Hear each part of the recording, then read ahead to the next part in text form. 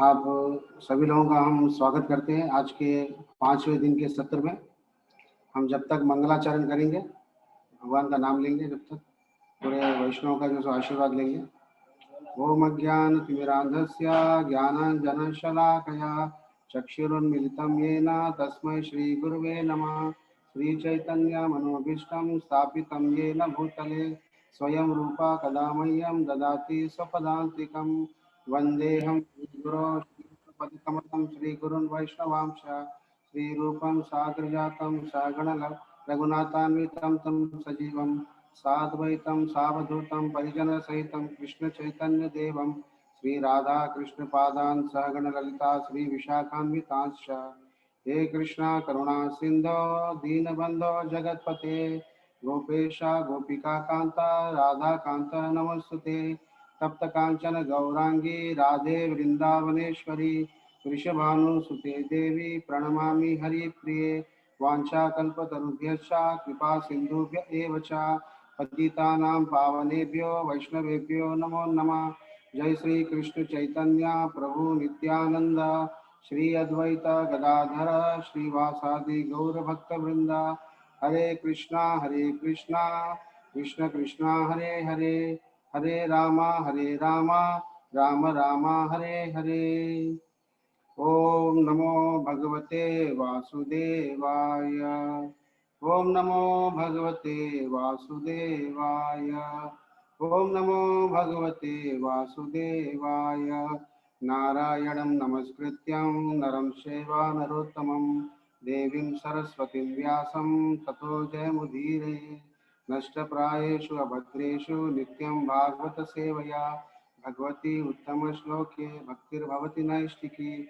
कृष्णाय वासुदेवाय देवकी नंदनाय च नंदगोपकुमाराय गोविंदाय नमो नमः।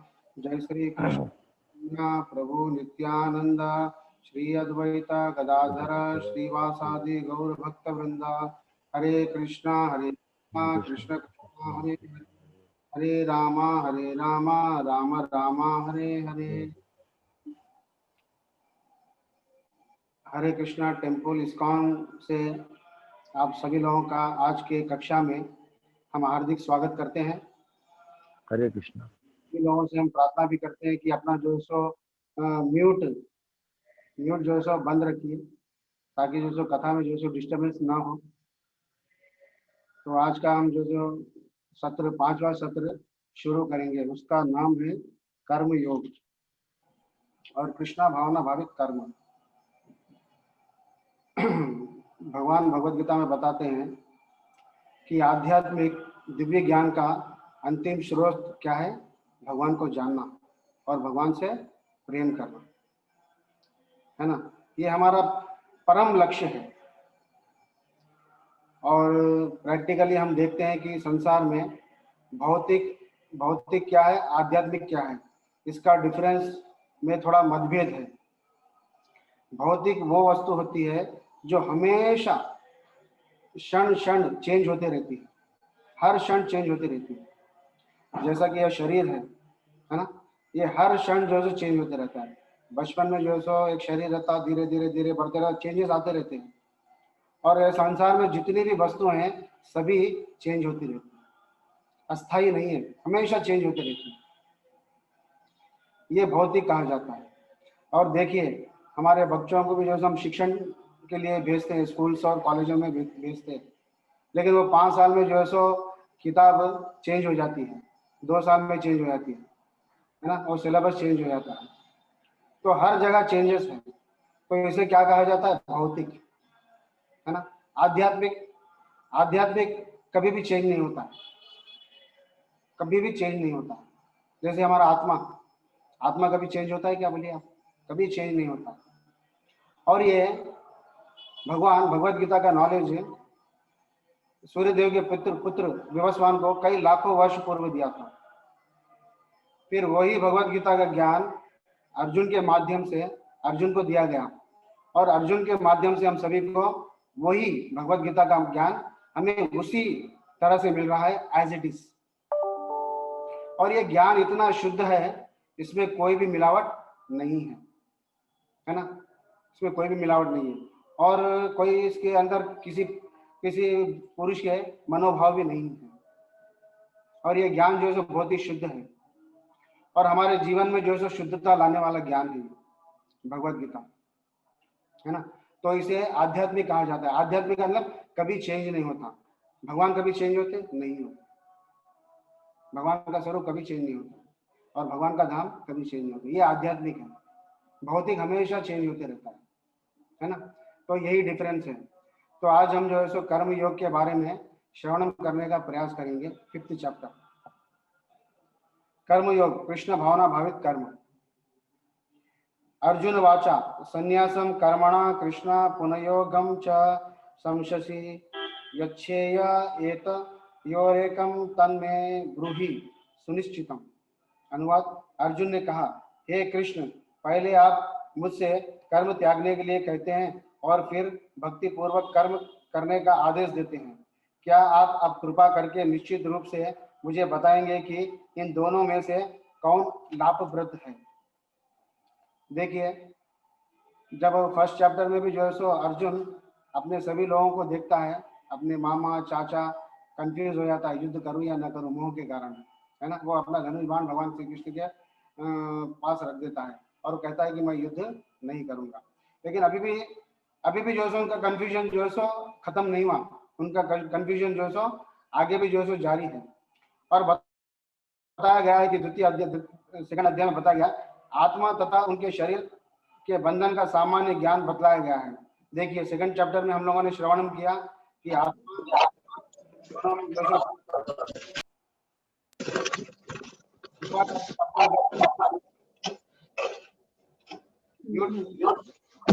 कीजिए ताकि क्लास में डिस्टर्ब ना आए। और 3य अध्याय में यह बताया गया कि ज्ञानी को कोई कार्य नहीं करने पड़ती, है ना। और 4थे अध्याय में भगवान ने अर्जुन को बताया कि सारे यज्ञों का सर्ववसान ज्ञान होता है, किंतु 4th अध्याय में अंत में भगवान ने अर्जुन को पुण्य ज्ञान से युक्त होकर उठ करके युद्ध करो। इस प्रकार एक ही साथ भक्तिमय कर्म तथा ज्ञान महत्ता पर बल दे अर्जुन के संकल्प कर दिया। अर्जुन यह समझता था कि ज्ञानमय संन्यास का अर्थ है इंद्रिय कार्यों के रूप में समस्त प्रकार के कार्यकलापों का यहाँ पर दूर करने के लिए आगे भगवान बता रहे हैं। भगवान बता रहे हैं, श्री भगवान ने उत्तर दिया, भक्ति के लिए तो कर्म का परित्याग तथा भक्ति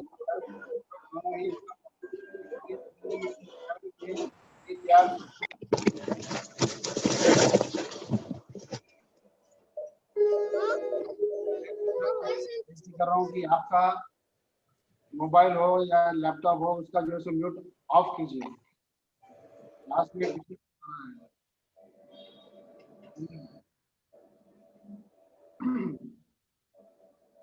तो भगवान बताते हैं कि किंतु इन दोनों में से कर्म के परित्याग से भक्ति युक्त श्रेष्ठ। तो यहाँ पे भगवान दोनों विषयों में बता रहे हैं। कर्म सबसे ज्यादा श्रेष्ठ। एक वो बता रहे हैं कि कर्म फल होते हैं उसे त्याग देना, ये एक प्रकार का जो है इसे त्याग देने को भगवान कहते हैं। और दूसरा क्या है, कर्मों को भगवान से जोड़ने के लिए कहते हैं, कृष्ण भावनामृत कर्म करने के लिए कहते हैं भगवान। दोनों में अंतर है। और भगवान से अर्जुन मुझे दोनों में से सर्वश्रेष्ठ कौन सा है उसे आप मुझे बताने का प्रयास कीजिए।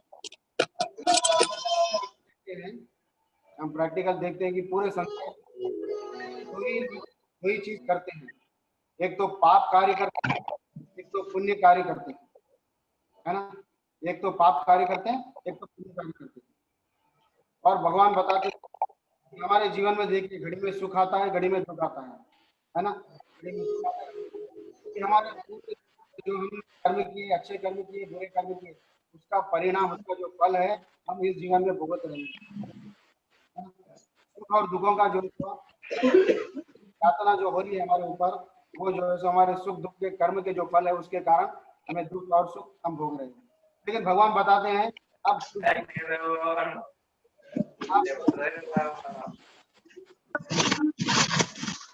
मैं आपसे विनती कर रहा हूँ कि आपका ऑफ कीजिए, क्लास में डिस्टर्बेंस हो रहा है, क्लास में बहुत डिस्टर्बेंस हो रहा है। Zoom open करो, मैं बस काम कर चालू कर।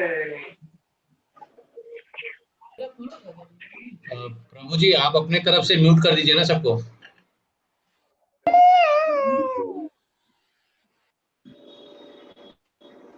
प्रभु जी प्लीज सबको म्यूट कर दीजिए, वैसे भी बहुत कम समय मिलता है, लोग नहीं मान रहे हैं, आप सबको म्यूट करके अपना प्रवचन जारी रखें प्लीज।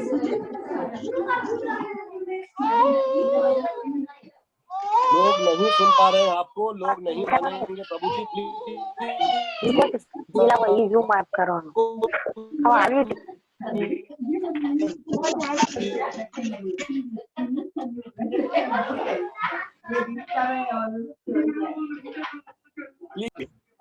प्रभु जी आप म्यूट कर दीजिए।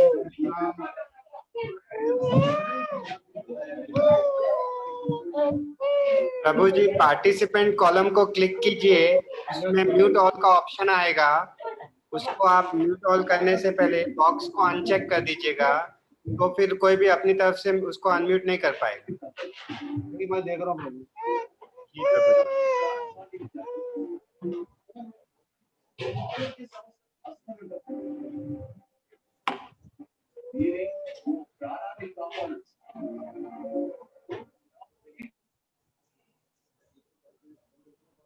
People really lack basic etiquettes, I say. Really, this is so disturbing and so depressing, Prabhu ji.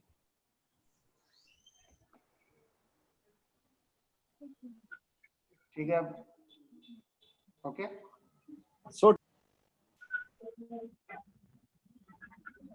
नहीं, अभी भी सब लोग म्यूट नहीं हुए प्रभु जी, आप सबको म्यूट ऑल कर दीजिए, फिर आप अपने आप को अनम्यूट करके फिर प्रवचन जारी रखिए। आपसे विनती कर रहा हूँ, आपके फोन का जो ऑप्शन है म्यूट का, उसे म्यूट कीजिए, उसे ऑफ कीजिए।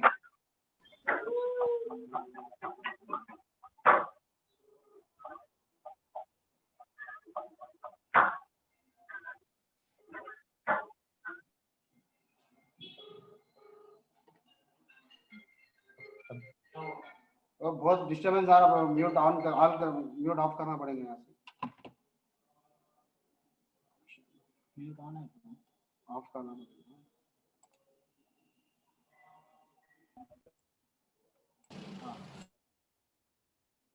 ठीक है, बोलिए, अभी ठीक रहेगा। ओके।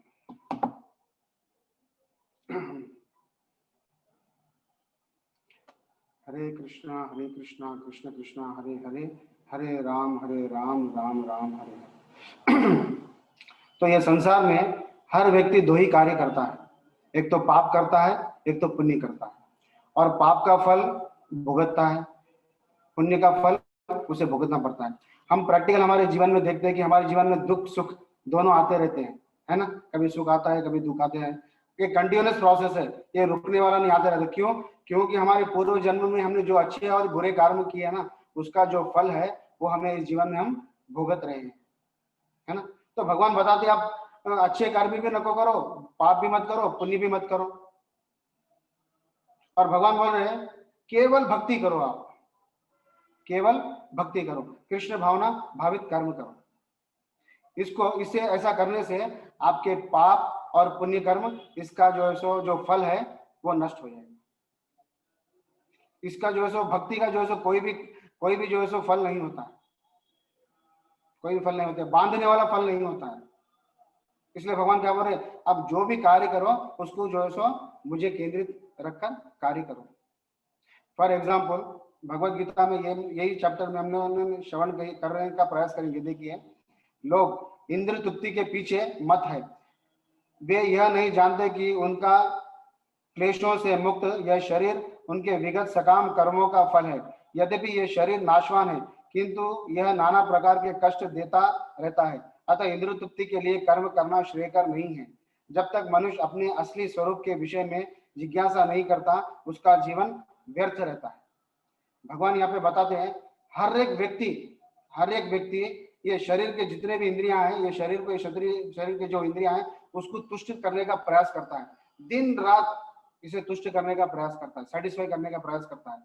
लेकिन भगवान बताते हैं ये शरीर हमें को जो सबसे ज्यादा कष्ट देने वाला है, सबसे ज्यादा कष्ट देने वाला है ना। अब प्रैक्टिकल हम देखते हैं कि बचपन में जब हमारा शरीर मिलता है ना, जब हमारा जन्म होता है तो हमें जो है सो बीमार गिर जाते हैं। कभी बीमार गया तो क्या करते हैं, जॉन्डिस हो जाता है, तो हमें सूरज के सामने रखा जाता है ना। और कितने सारे प्रॉब्लम आते हैं, मोशंस हो जाते हैं, बुखार आ जाता है ना, उठने में कष्ट, बैठने में कष्ट, कभी प्यास लगती है, कभी भूख लगती है, बहुत सारे, ये शरीर से इतने सारे कष्ट आते हैं कि कभी कभी हम सहन कर सकते हैं, कभी कभी हम सहन नहीं कर सकते। और बताते हैं भगवान की, अभी हम लोगों ने श्रवण किया कि बताते हैं कि ये नाशवान है, ये शरीर नाशवान है, क्योंकि ये शरीर भौतिक है। ये किसी भी क्षण जो है सो ये शरीर समाप्त हो सकता है। मैं आपके सामने अभी क्लास दे रहा हूँ, लेकिन पता नहीं किस क्षण जो है सो मुझे मृत्यु आ सके, है ना। ये शरीर का कोई ठिकाना नहीं है, कोई ठिकाना नहीं है। और अर्जुन भगवान से यही पूछ रहे हैं कि मैं जो भी कार्य कर रहा हूं वो कार्य का जो फल है उसे त्यागने को कहते हैं, संन्यास आश्रम लेने को कहते हैं। और आप एक जगह बताते हैं कि मुझे जो है सब प्रकार के जो है कर्मों को आपके लिए करना चाहिए, है ना। ये दोनों में उत्तम क्या है, तो भगवान बताते हैं उत्तम क्या है वो मैं तुझे बताने का प्रयास कर रहा हूँ। और वो बताते हैं, एक झाड़ का एग्जाम्पल देते हैं।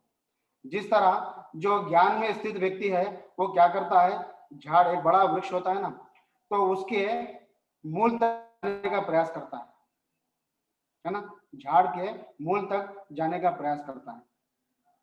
और दूसरे प्रकार के जो लोग होते हैं वो क्या करते हैं, झाड़ में केवल पानी डालते हैं।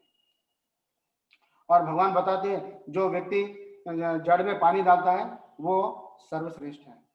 हाँ, दोनों का मार्ग उत्तम है, दोनों जो है सो मुझ तक पहुंच सकते हैं, लेकिन ये जो भक्ति का जो मार्ग है, जो जड़ में जो पानी डालता है वो श्रेष्ठ है। वो मार्ग जो है सो बहुत ही आसान मार्ग है, आसान मार्ग है। जो जड़ तक पहुंचने का प्रयास करता है उसमें बहुत सारा कष्ट होता है और उसमें समय ज्यादा लगता है। भगवान यहाँ पे बता रहे हैं, अर्जुन को बता रहे हैं। इसलिए जो भी कार्य करते हैं, कार्य करे बगैर हम एक क्षण भी नहीं रह सकते, है ना। 24 घंटे हम कुछ ना कुछ कार्य करते रहते हैं। हम अगर सोचते हैं कि अगर अरे मैं रात में मैं सो जाता हूँ तो किस तरह से जो है मैं कार्य करता हूँ, रात में हम सो जाते हैं ना, तभी हमारे सांसें चलते रहती है, वो भी एक कार्य हुआ है, वो भी कर्म बंधन लगता है ना। तो एक क्षण में जो है हम कार्य किए बगैर नहीं रह सकते हैं। भगवान बोल रहे आप जो भी कार्य करते हैं वो मुझे उसका फल मुझे दे दीजिए। फॉर एग्जाम्पल, हम सभी लोग डेली भोजन करते हैं, है ना, रोज भोजन करते हैं। अगर हम भोजन भगवान को अर्पण नहीं कर स्वयं जो है सो खा जाते हैं तो क्या होता है, वो कर्म बंधन में हम बन जाएंगे, कर्म बंधन में हम बन जाएंगे। अगर वही भोग, वही अन्न हम भगवान को अगर अर्पण करते हैं, भगवान को अर्पण करने के बाद वो प्रसाद रूप में जब हम ग्रहण करते हैं तो उसका कर्म फल नहीं लगता है, उसका कर्म फल नहीं लगता। इसीलिए भगवान यही बोल रहे हैं, आप पाप कार्य पुण्य कार्य इसका जो फल है वो जो है सो समाप्त कर दो, उसको जीरो कर दो। आपको न सुख आएगा न दुख आएगा, इसका जो है सो आपको जो है सो पीड़ा सहने की आवश्यकता नहीं है, आनंद मिल थोड़ा सा सुख के लिए आपको इतना सारा प्रयास करने की आवश्यकता नहीं है। केवल भक्ति करो, आपके जीवन में सुख शांति ऑटोमेटिक आ जाएंगी, ऑटोमेटिक आ जाती। आपके जित भगवान का एक नाम क्या है, ऋषिकेश। और वो ऋषिकेश का अर्थ क्या है, सभी इंद्रियों के स्वामी, है ना। हमारे इंद्रियों के स्वामी भगवान को, हमारे इंद्रियों के स्वामी कौन है, भगवान श्री कृष्ण है। हमारी इंद्रियों को अगर हम भगवान की सेवा में लगा देंगे तो हमारी इंद्रियां तुष्ट हो जाएंगे। उसमें मुझे एक छोटा सा कथा याद आ रहा है। एक बहुत जो है सो भगवान के एक शुद्ध भक्त होते हैं, उनका जो है सो एक छोटा सा कुटिया होता है और बहुत सारे उनके शिष्य होते हैं, बहुत सारे उनके शिष्य होते हैं। और वो एक दिन ऐसा सोचते हैं कि मुझे यज्ञ करना है। तो यज्ञ के लिए जो सूखी लकड़ियां होती, सूखी लकड़ियां चाहिए होती है, तो अपने शिष्यों को बोलते हैं कि जंगल जाकर तो कुछ सूखी लकड़ियां लेकर आ यज्ञ के लिए। तो 2 शिष्यों को भेजते हैं। तो वो शिष्य जो है जंगल में निकल जाते हैं और देखते हैं कि बीचों बीच एक छोटा सा नदी है, वो बहुत ही उत्तेजित रूप में प्रवाह कर रहा है। तो इन्हें ये नदी क्रॉस करने के लिए बहुत ही कष्ट हो रहा है। तो वो गुरुजी कने जाते हैं और बोलते हैं कि हमें जो है सो नदी के उस पार जाने के लिए हमें कष्ट हो रहा है, क्योंकि नदी जो है सो बहुत भयंकर रूप में उसका प्रभाव चल रहा है, हम जो है सो रास्ता पार करने में हमें कठिनाई हो रही है।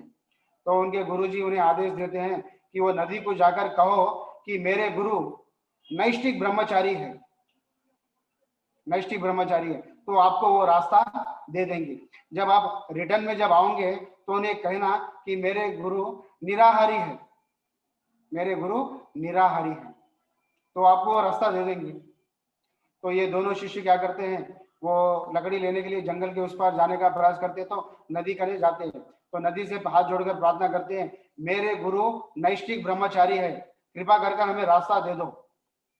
तो उतने में क्या होता है, वो जो नदी है वो रास्ता दे देती है, और ये दोनों शिष्य क्या करते हैं, वो नदी पार कर कर वो दूसरी जगह पे दूसरे स्थान पर चले जाते हैं, और सूखी लकड़ियां का जो इकट्ठा कर कर उसका बंडल बनाकर वो रिटर्न आते हैं। तो रिटर्न आने के बाद फिर से वो नदी का प्रभाव तीव्र गति से जो प्रभाव होता है, तो फिर वो हाथ जोड़कर प्रार्थना करते हैं, मेरे गुरुदेव निराहारी है, निराहारी नित्य निराहारी है बोल के प्रार्थना करते हैं। तो वो नदी क्या करती है, रास्ता दे देती है। तो ये दोनों शिष्य सोचते हैं कि हमारे गुरुदेव नैष्ठिक ब्रह्मचारी कैसे हुए, उनके पास तो जो कई सारे पुत्रियां हैं, कई सारे पुत्र हैं उनके, तो नैष्ठिक ब्रह्मचारी किस तरह से हुए, है ना, उनके मन में शंका आती है। तो और दूसरी बात पे भी शंका आती है कि वो कहते हैं कि नित्य निराहारी है, तो डेली 2 टाइम भोजन लेते हैं, वो नित्य निराहारी कैसा हो सकते हैं, तो उनके मन में ऐसा शंका आती है। तो गुरुजी कने वो जो लकड़ी का जो बंडल होता है एक जगह रहते हैं, गुरुजी कने जाते हैं, गुरुजी से प्रार्थना करते हैं, कृपा कर हमें बताइए कि आप बता रहे कि मैं नैष्ठिक ब्रह्मचारी हूँ, लेकिन आप तो गृहस्थ हैं, आपके कितने सारे लड़के हैं, कितने सारे जो है सो लड़कियां हैं, फिर आप अपने आप को ब्रह्मचारी किस तरह से कहते हैं। तो गुरुजी उन्हें बताते हैं, मैंने भगवान की भक्ति की है और मैंने भगवान से प्रार्थना की है, मैं जितने भी संतान उत्पन्न करूंगा वो मैं आपकी सेवा में उसे लगाऊंगा,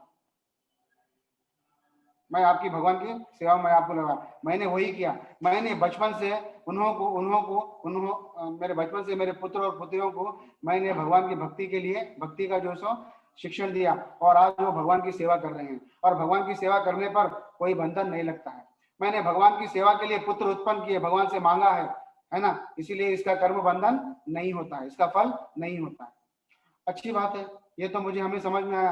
अब 2 टाइम जो है प्रसाद हम ले रहे हैं, डेली ले रहे हैं, और नित्य निराहारी बोल रहे हैं कि किस तरह से, तो वो बोलते हैं मैं डेली भगवान को भोग अर्पण कर मैं भोग लेता हूँ, है ना, प्रसाद रूप में लेता हूँ, तो इसका जो है कर्म बंधन नहीं लगता है, ये कर्मा फ्री होता है, इसका कर्म बंधन नहीं लगता है ना। इसीलिए मैं नित्य निराहारी हूँ, मैं कार्य कर रहा हूँ, मैं कर्म कर रहा हूँ, लेकिन कर्म में मैं क्या कर रहा हूँ, अकर्म की भावना से मैं कर्म कर रहा हूँ, है ना। और भगवान बताते हैं कि अकर्म करो, कर्म क्या है, जो शास्त्रों के अनुसार जो जीवन जीता है पुण्य कर्म कहा जाता है उसको।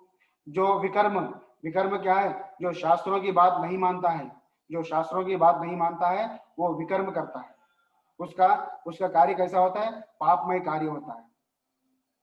और जो भगवान की बात मानता है, भगवान की बात मानकर अपना जीवन उसी तरह जो सो निर्वाह करने का प्रयास करता है, वो कैसा, वो उसके कर्म बंधन नहीं लगता है, कर्म बंधन नहीं लगता।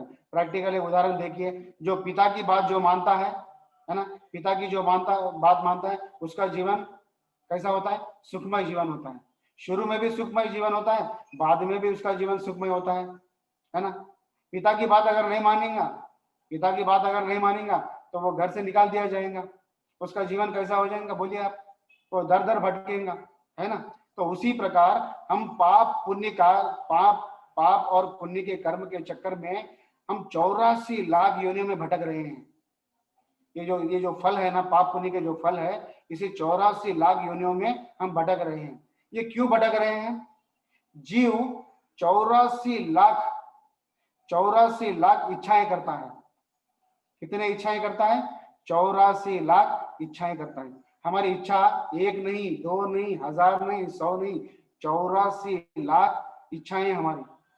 और इसीलिए 84 भगवान ने 84 लाख योनियां बनाई है, 84 लाख योनियां बनाई है। और हम 24 घंटे क्या करते हैं, ये शरीर को तृप्त करने का प्रयास करते हैं, सेटिस्फाई करने का प्रयास, सगे संबंधियों को सेटिस्फाई करने का प्रयास करते हैं और सुख के पीछे दौड़ते हैं हम, लेकिन हमें सुख नहीं मिलता। हमें सुख मिलता है क्या, बोलो? सुख नहीं मिलता है। और भगवान बताते हैं, एक उदाहरण देके बताते हैं, समुद्र का पानी बहुत ही खारा होता है, समुद्र का पानी बहुत ही खारा होता है, और अगर किसी ने उसके खारे पानी में अगर एक बूंद शहद की डाल दी, एक बूंद शहद का अगर डाल दिया, तो क्या वो मिठास वो समुद्र के पानी में आएगा? आएगा क्या? बोलिए, प्रैक्टिकल उदाहरण बोलिए। नहीं आएगा। भगवान ये भौतिक संसार को बताते हैं, दुखालयम अशाश्वतम, ये दुखों का घर है, ये दुखों का घर है, दुखों का घर। दुखों के घर में क्या होता है? केवल दुख ही मिलता है। सुख तो केवल बहुत ही कम मिलता है, बूंद के मात्र, जितना समुद्र में हम देखते हैं ना, एक बिंदु मात्र सुख मिलता है, लेकिन दुख ज्यादा मिलता है, क्योंकि ये दुखालयम अशाश्वतम है। अशाश्वत मतलब कभी एक जैसा रहने वाला नहीं है, हमेशा चेंज होने वाला है, हमेशा चेंज होने वाला, एक सर का नहीं रहता है। और हम क्या करते हैं? हम भोग करते हैं, है ना, हम हमारी सकम, हमारी इच्छाओं को सेटिस्फाई करने के लिए हम क्या करते हैं? दिन रात मेहनत करते हैं, है ना, अच्छे और बुरे काम करते रहते हैं। उसका फल हमें भोगना पड़ेगा, उसका फल हमें निश्चित रूप से भोगना पड़ेगा। इसलिए भगवान बताते हैं, केवल मेरी भक्ति करो, केवल मेरी भक्ति करो, मेरा नाम लो, है ना। भगवान बोलते हैं, मेरा नाम लो, मुझे नमस्कार करो, मेरे बारे में सुनो, भगवत गीता पढ़ो। कितना है, देखो कितना सुंदर ये प्रोसेस है, देखिए आप। और भगवान को भोग लगाकर प्रसादम लो, आपका जीवन सुखमय हो जाएगा। भगवान बताते हैं, भगवान बताते हैं। और क्या बताते हैं कि जिस तरह हम झाड़ में जब हम पानी डालते हैं तो सभी शाखाओं को पानी मिल जाता है, पत्तों को पानी मिल जाता है, फल को पानी मिल जाता है, फूल को पानी मिल जाता है, केवल मात्र जड़ में पानी डालने से। उसका दूसरा उदाहरण प्रभुपाद जी देते हैं, जैसे हमें भोजन करने के लिए हम क्या करते हैं? मुख खोलकर क्या करते हैं? भोजन पेट में डालते हैं। जब पेट को आहार मिलता है तो हमारे जितने भी इंद्रियां हैं सब तुष्ट हो जाते हैं, सब सेटिस्फाई हो जाते हैं, है ना। उसी प्रकार हमारे कर्म भगवान को हम अगर समर्पण कर देते हैं, भगवान की प्रसन्नता के लिए हम जब काम करेंगे तो हमारा जीवन किस तरह से हो जाएगा? आनंदमय जीवन हो जाएगा।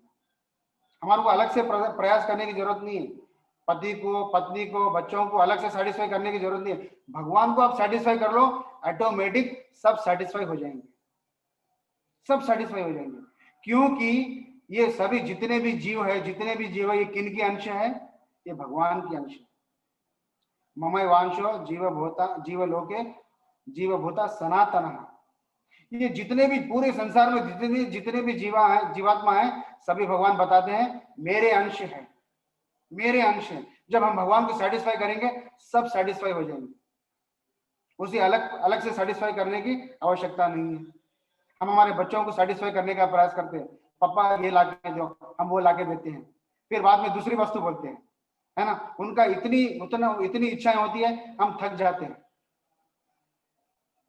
हम हार भी जाते हैं। कभी कभी हम पूरी संसार को तुष्ट करने का प्रयास करते हैं, लेकिन हम सफलता नहीं पाते, कभी कभी हार जाते हैं, है ना।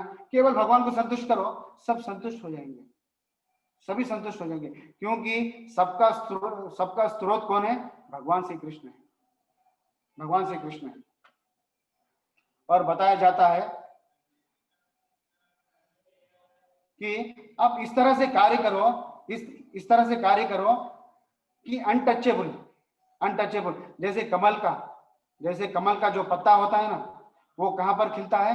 कीचड़ में रहता है ना कमल का फूल। उसका जो पत्ता होता है, उसके ऊपर पानी, अगर उसके ऊपर पानी भी गिरा हुआ होता है, लेकिन वो पत्ता क्या करता है? पानी के स्पर्श को नहीं टच करता है, पानी के स्पर्श को नहीं टच करता। उसी प्रकार जो कृष्ण भावनामृत, जो भगवान को संतुष्ट करने के लिए जो कार्य किया जाता है, वो कर्म बंधन में नहीं बनता है, नहीं बनता है ना। ये उदाहरण प्रभुपाद जी यहाँ पे बता रहे हैं। और हमें भगवान की सेवा करने से, है ना, भगवान की सेवा करने से, भगवान की भक्ति करने से हमारा मन, हमारी इंद्रियां शुद्ध हो जाएंगी और उसके साथ साथ हमारी चेतना शुद्ध हो जाएंगी।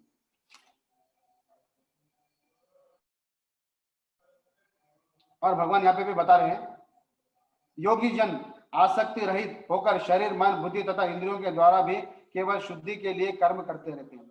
बड़े बड़े जो तपस्वी लोग होते हैं ना, क्या करते हैं, क्या करते हैं बोलिए, बड़े बड़े तप करते हैं, संसार को छोड़कर संन्यास ग्रहण कर लेते हैं। मैं जो है सो कर्म नहीं करूंगा, कुछ भी कर्म नहीं करूंगा, अलग निरंजन, है ना। वो सन्यासी का देश लेकर वो जंगलों में चले जाते हैं, वो तप करने लगते हैं। हम संसार से मोह माया में हम नहीं पड़ेंगे, हम दूर रहेंगे, कोई भी हम कर्म नहीं करेंगे, तो तपस्या करने लगते हैं, है ना। लेकिन वो भी बताते हैं भगवान, ऐसे लोग भी जो है सो आगे आगे वो गिर जाते हैं, उनका भी पतन निश्चित होता है, उनका भी पतन निश्चित होता है।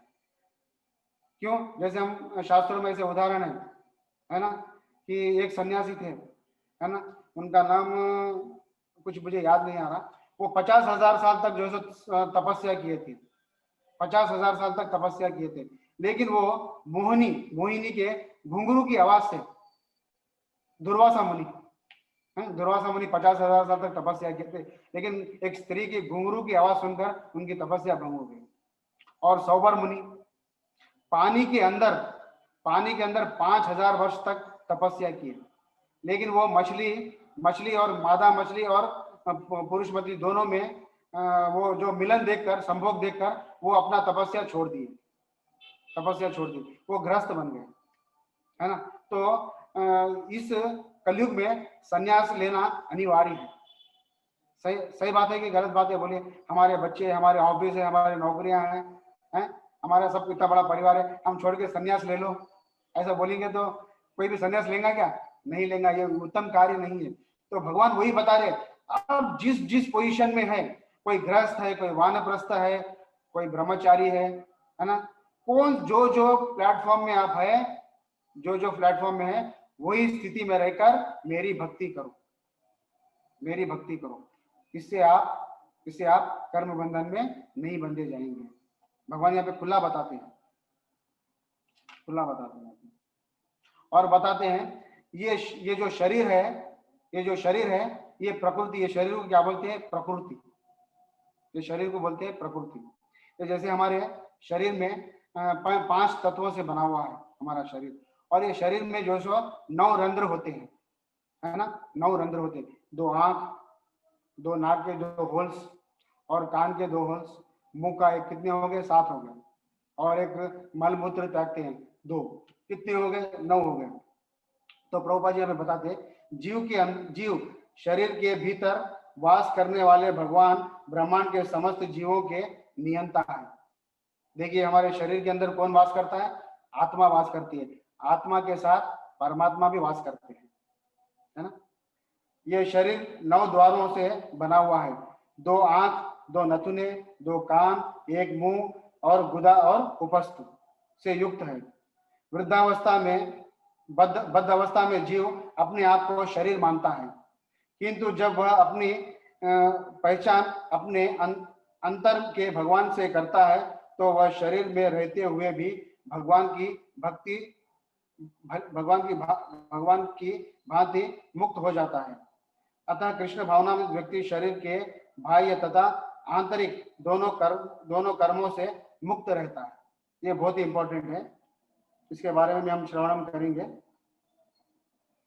और भगवान बता रहे हैं, देखिए क्लैरिटी दे रहे हैं यहाँ पर, जैसे मेरा शरीर है, मेरे शरीर में जो सो 9 छिद्र है, और ये शरीर जो सो 5 भूतों से बना हुआ है ना, अग्नि, वायु, जल, आकाश, पृथ्वी, ये पृथ्वी से सब चीजों से बना हुआ है। और हमारे अंदर भी और एक शरीर है, मन, बुद्धि, अहंकार, उसको क्या बोलते हैं? सूक्ष्म शरीर। ये ऊपर का जो शरीर है 5 तत्वों से बना हुआ है, उसे क्या कहते हैं? स्थूल शरीर। ये स्थूल शरीर नाश होने वाला है, और सूक्ष्म शरीर के अंदर आत्मा होती है हृदय में, और उसके अंदर भगवान भी उनके साथ रहते, जीव के साथ परमात्मा रूप में भगवान वास करते हैं। हम दिन भर शरीर को तुष्ट करने के लिए कार्य करते हैं। हाँ, शरीर को तुष्ट करने के लिए हम कार्य करते रहते हैं, लेकिन भगवान हमारे सब कार्यों को भगवान अंदर बैठकर सब देखते रहते हैं।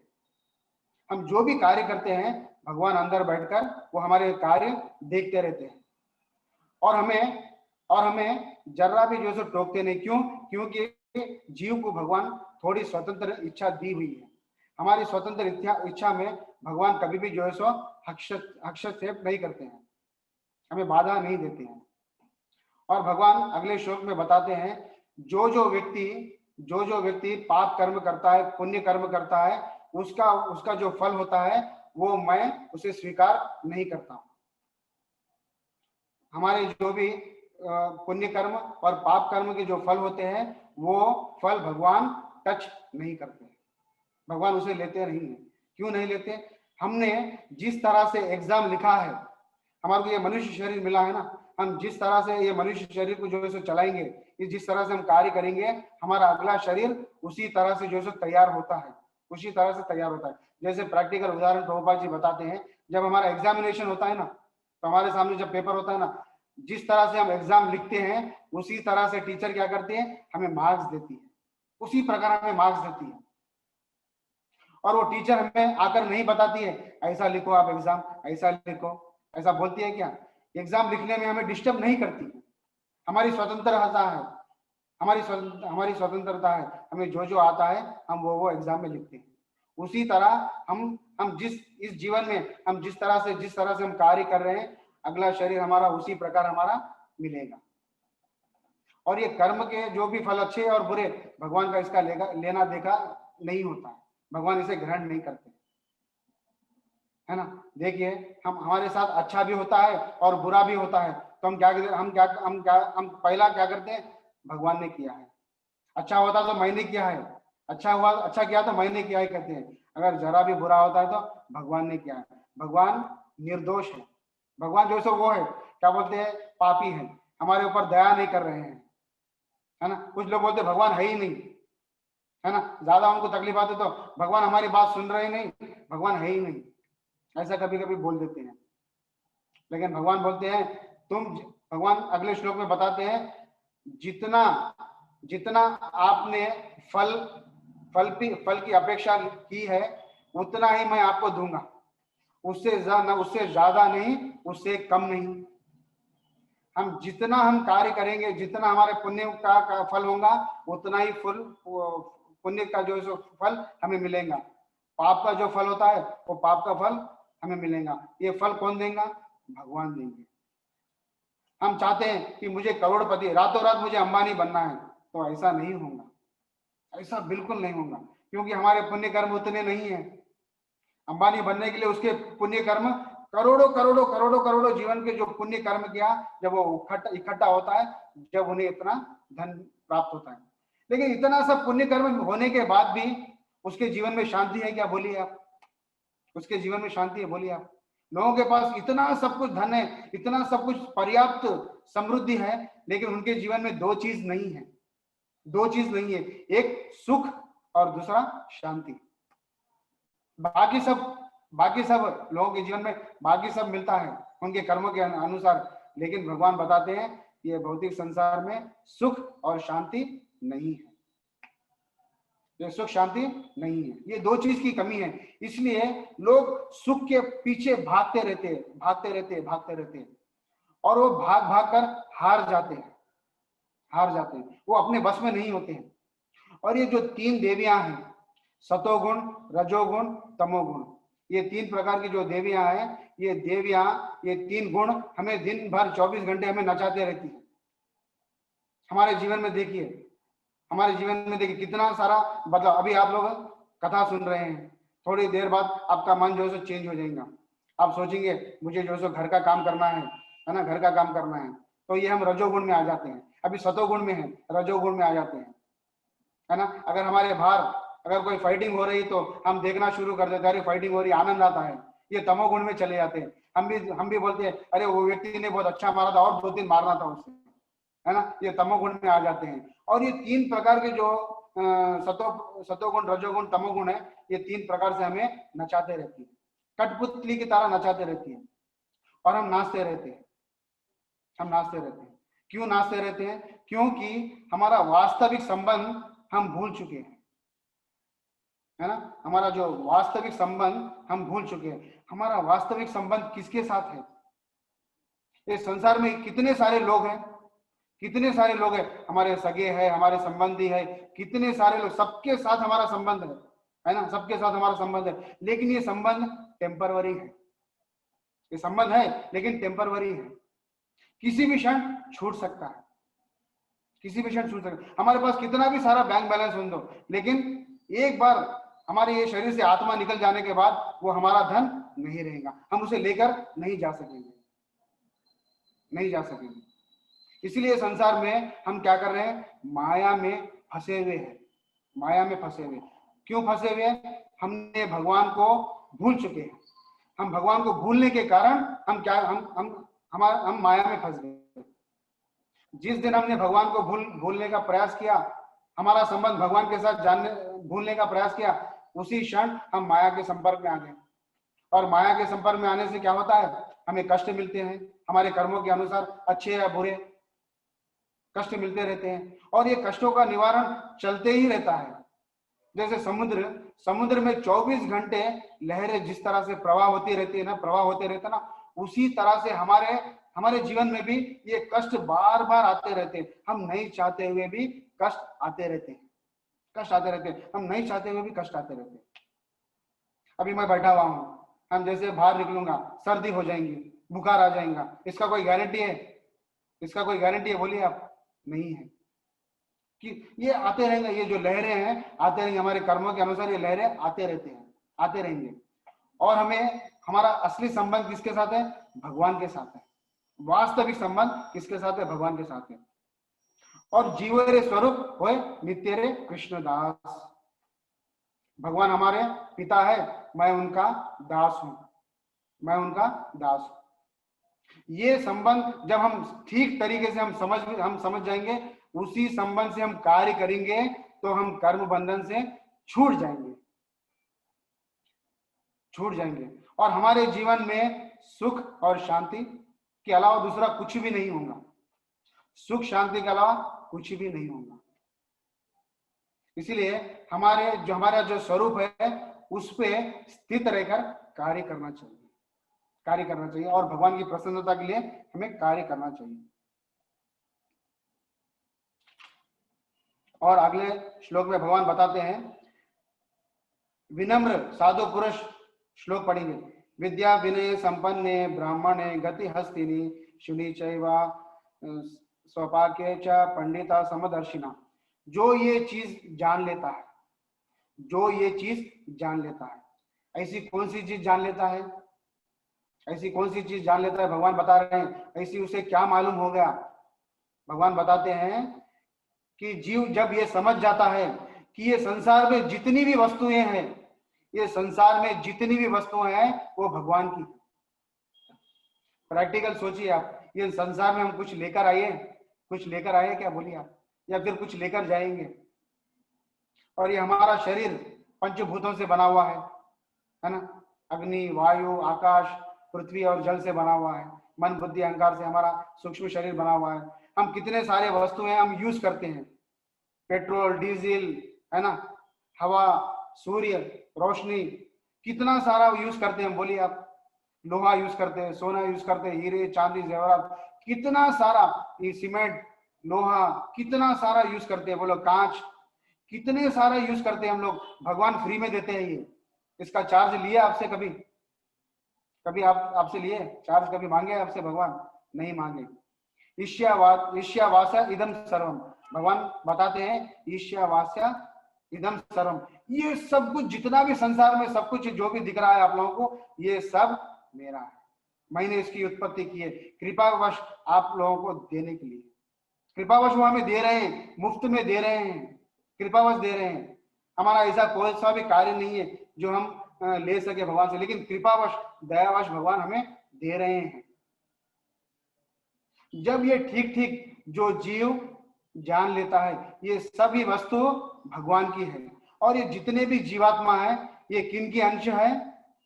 ममैव वांशो जीव लोके जीव भूता सनातना, ये सभी जीवात्मा किन की अंश है? भगवान के अंश है। ये सभी भगवान के अंश हैं। और मेरा जो संबंध है भगवान के साथ कैसा है? टेम्परवरी नहीं है। भगवान के साथ मेरा संबंध कैसा है? शाश्वत संबंध है मेरा भगवान के साथ। ये कभी भी संबंध टूटने वाला नहीं है। भगवान स्वयं भी अगर तोड़ना चाहे तो नहीं तोड़ सकते, हम भी तोड़ना चाहे तो नहीं तोड़ सकते, हम भी तोड़ना चाहे तो इस संबंध को नहीं तोड़ सकते। हम जो जो योनियों में जाएंगे, हम हमारे पाप और पुण्य कर्म के जो भी फल है उसके कारण जो जो योनि में जाएंगे, हम कुत्ता बनेंगे, चांडाल बनेंगे, पशु बनेंगे, जो भी योनि में, मल का कीड़ा भी बनेंगे, कौन सी भी योनि में भगवान हमारा साथ नहीं छोड़ने वाले। 100% भगवान हमारा साथ नहीं छोड़ने वाले। ये व्यक्ति जो जान लेता है, जो व्यक्ति ये जान लेता है वो समदर्शनी हो जाता है। वो सभी को समान रूप से वो देख सकता है, सभी को समान दृष्टि से वो देख सकता है और समभाव से देख सकता है। और वो सभी के अंतःकरण में भगवान के दर्शन कर सकता है, परमात्मा रूप में सभी के दर्शन कर सकता है। और उसका कोई दोस्त नहीं होता है, कोई शत्रु नहीं होता है। ऐसे व्यक्ति का कोई दुश्मन भी नहीं होता है, कोई दोस्त भी नहीं होता है। वो एकदम शांत होता है, आनंद में होता है, सुख से होता है, शांति से होता है। ऐसा जो व्यक्ति जान लेता है, समदर्शिना, सबको समान दृष्टि से देखता है ना। तो ऐसा विजन कैसे आएगा, है ना? ऐसी दृष्टि कैसे आएंगी? भगवान एक श्लोक में बताते हैं, उक्रामंतम स्थितम वापि भुंजानम गुणान्वितम विमूढ़ा नानु पश्यन्ति ज्ञान चक्षुषा। हम जो देखते हैं, लेकिन हम अंधेरे में देख सकते हैं क्या? बोलिए आप। अंधेरे में हर वस्तु कैसे लगेंगी? हमारे को एक समान लगेंगे, है ना? अंधेरे में हर वस्तु एक समान लगेंगी। अगर वही वस्तुओं को, अगर जब सूरज की रोशनी खिलेगी तो हमें जब सवेरा होगा तो हमारे सामने हर वस्तु ठीक ठीक दिखाई देंगी। अंधेरे में तो नहीं दिखाई देगी, लेकिन उजाले में सब ठीक ठीक देख सकेंगे। लेकिन हम संसार को उस नजर से हम नहीं देख सक रहे, ठीक ढंग से हम नहीं देख सक रहे। जो भी वस्तुओं को देखते हैं तो ये मेरी है ना? ये मेरी है, ये मेरी है, ये मेरी, मैं और मेरा। ये मेरा दोस्त है, ये मेरा शत्रु है, ये मेरे संबंधी है, ये मेरे सगे संबंधी नहीं है ना? ऐसा जो है भावना हमारे अंदर उत्पन्न होती है। क्यों उत्पन्न होती है?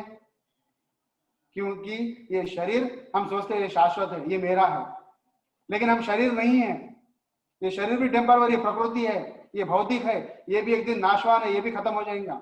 हमारा असली संबंध किसके साथ है? भगवान के साथ है ना? जो ये जान लेता है उसका जो है विजन भी दृढ़ हो जाता है। ये कैसा विजन दृढ़ होता है? प्रभुपाद जी बताते हैं, जब हम भगवत गीता पढ़ते हैं, भगवत गीता को सुनते हैं तो हमें 4 चीज प्राप्त होती है। 4 चीज प्राप्त होती है। एक तो इंफॉर्मेशन मिलता है ना? जब भगवत गीता हम सुनते हैं, पढ़ते हैं तो क्या मिलता है? इंफॉर्मेशन मिलता है। दूसरा ज्ञान मिलता है, नॉलेज मिलता है। और इंस्पिरेशन मिलता है तीसरा। और मोटिवेशन, हमारा जो मोटिवेशन है वो क्लियर होता है। हमारा मोटिवेशन क्लियर होता है। हमारे को नहीं मालूम हम कहाँ जाएंगे, ये शरीर छोड़ने के बाद कहाँ जाएंगे? बोलिए आप। हमारे अच्छे कर्म या बुरे कर्म के अनुसार फिर दूसरी योनि में जाएंगे, फिर भोगेंगे। भगवान बोले ये अकाउंट बंद कर दो आप, ये पाप पुण्य का जो अकाउंट है ये अकाउंट बंद कर दो। केवल मेरी संतुष्टि के लिए कार्य करो। आपको घर छोड़ना नहीं है, पति पत्नियों को छोड़ना नहीं है, बच्चों को छोड़ना नहीं है, दुकान छोड़ना नहीं है, ऑफिस छोड़ना नहीं है। आप जो भी कार्य कर रहे हो उसी स्थिति में रहकर भगवान को अपने जीवन में जोड़ लो। भगवान को अपने जीवन में जोड़ लो, खत्म, इतना ही है। बस भगवान को अपने जीवन में जोड़ लो, आप ये कर्म बंधनों से मुक्त हो जाएंगे। कितना सिंपल है, देखिए कितना सिंपल भगवान बता रहे हैं। भगवान को घर में भोग लगाकर, है ना, घर में प्रसाद भगवान को भोग लगाकर भगवान को अर्पण करने में कोई प्रॉब्लम है क्या? बोलिए आप। अर्पण करने में कोई प्रॉब्लम है? नहीं है ना प्रॉब्लम। जब भगवान को भोग लगा वही हम प्रसाद खाते हैं तो वो प्रसाद बन जाता है, उसका पाप हमें नहीं लगता है, उसका पाप हमें नहीं लगता है।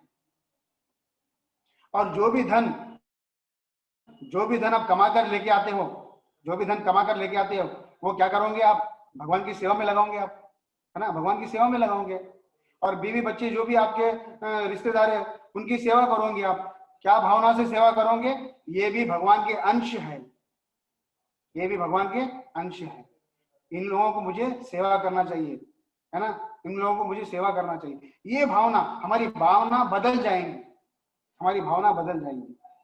इसीलिए हमें भगवान जो बताते हैं वही कार्य करना चाहिए। अकर्म उसे कहते हैं, अकर्म कहते हैं। हमें अकर्म करने से हमें कर्मफल का जो है सो पाप नहीं लगता है, इसका कोई फल नहीं होता है। कोई कर्म बंधन फल नहीं होने का मतलब क्या है? कर्म बंधन नहीं लगता है, कर्म बंधन बिल्कुल नहीं लगता है। ये कर्म बंधन से हम छूट जाते हैं, ये पाप पुण्य के जो फल है उससे हम बिल्कुल छूट जाएंगे, 100% छूट जाएंगे। और हमारे जीवन में उत्साह, धैर्य, भय, अशांति, है ना, ये सब हमारे जीवन में है, ये सब आ जाएंगे, ये सब आ जाएंगे। क्यों? क्योंकि जिस तरह से अर्जुन के जीवन में आ चुका था ना, धैर्य वो धैर्य हार चुका था, वो उसके भय लग रहा था, उसका शरीर पूरा कंपन हो रहा था, है ना। लेकिन भगवान से भगवत गीता सुनने के बाद उसके जीवन में क्लैरिटी आ गई। वो समझ गया कि मेरा मनुष्य जीवन का लक्ष्य क्या है? भगवान की सेवा करना। भगवान जो बता रहे हैं वही धर्म है, भगवान जो बता रहे वही धर्म है।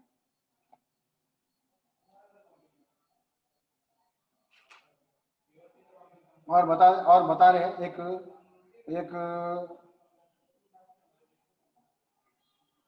जब ऐसा कोई व्यक्ति करता है, भगवान की सेवा करता है, तो ऐसा मुक्त पुरुष भौतिक इंद्रिय सुख की ओर आकृष्ट नहीं होता, अपितु सदैव समाधि में रहकर अपने अंतर में आनंद का अनुभव करता है। इस प्रकार स्वरूप सिद्ध व्यक्ति परब्रह्म में एकत्रित चित्त होने के कारण असीम सुख भोगते रहता है, असीम सुख भोगते रहता है।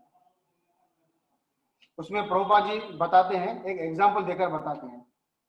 अगर कोई लड़का, है ना, कोई तरुणी से प्रेम करता है, कोई तरुणी से प्रेम करता है, बहुत प्रेम करता है, और उन दोनों की शादी नहीं होती है, उन दोनों की शादी नहीं होती है।